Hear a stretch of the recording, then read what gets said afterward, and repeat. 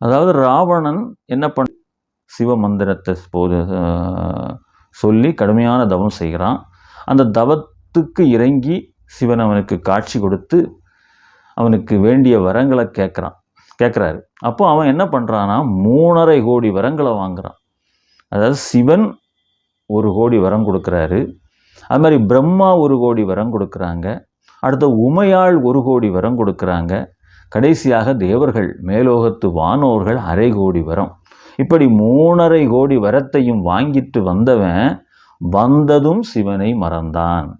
எப்படி சிவபூஜை செய்து அந்த வரங்களையெல்லாம் வாங்கி வந்தானோ, பூமிக்கு வந்ததும் அவன் ஆட்சி பீடத்துக்கு வந்ததும் என்ன பண்ணான், அத்தனையும் மறந்தான். மறந்து என்ன பண்ணான், அந்த வாங்கி வந்த அந்த வரத்தினுடைய வல்லமையினால் என்ன பண்ணான்னா தேவர்களையெல்லாம் வேலை வாங்க ஆரம்பித்தான். அதாவது வருண பகவான் என்ன பண்ணான்னா அவனுடைய அந்த மேடையை தெளித்து சுத்தம் பண்ணக்கூடிய வேலையை செய்ய சொன்னான். அது மாதிரி வாயு தேவனை அவனுடைய அந்த அலங்கார தட்டுப்புள்ளும் தென்றலாக வீச செய்தான். இப்படி ஒவ்வொருவருக்கும் ஒவ்வொரு வேலையை கொடுத்து அவனுடைய இலங்கையில் அவனுக்கு பணிவிடை செய்யக்கூடிய ஒரு வேலையை கொடுக்கின்றான். அப்போது இந்த தேவர்கள் சிவமந்திரம் சொல்லி வழிபடக்கூடிய இந்த தேவர்களை ரொம்ப கீழ்த்தரமாக நடத்த ஆரம்பிக்கிறான்.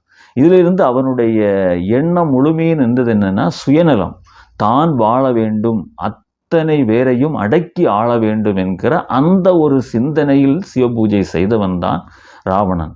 அப்போ இது என்ன சிவபக்தி? பக்தி என்பது தன்னலம் கருதாது பொது நலம் கொண்டது. ஆனால் ராவணன் செய்த பக்தி என்பது எந்த மாதிரி என்பதை நம்ம தான் இதில் ஆராய்ந்து உணரக்கூடிய ஒரு சூழல்.